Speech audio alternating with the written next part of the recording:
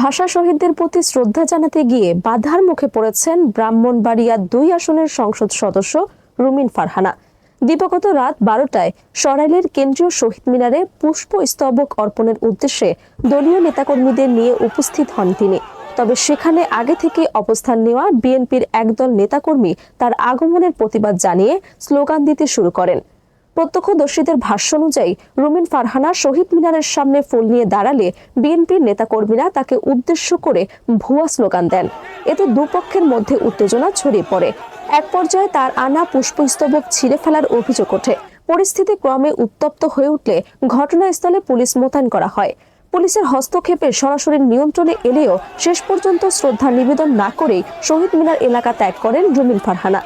এ ঘটনায় তার কর্মী সমর্থকদের মধ্যে তীব্র ক্ষোভ দেখা দেয়। পরে তারা ঢাকা সিলেট মহাসড়ক অবরোধ করে বিক্ষোভ কর্মসূচি পালন করেন। এতে সড়কে যান চলাচল সাময়িকভাবে ব্যাহত হয় এবং ভোগান্তিতে পড়েন সাধারণ যাত্রীরা।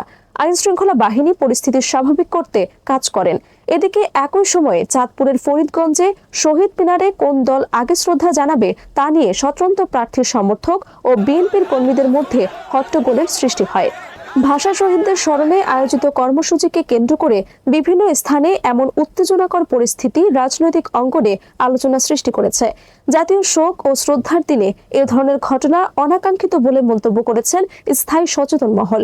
তারা রাজনৈতিক সহনশীলতা বজায় রেখে শহীদদের প্রতি যথাযথ সম্মান প্রদর্শনের আহ্বান জানিয়েছেন।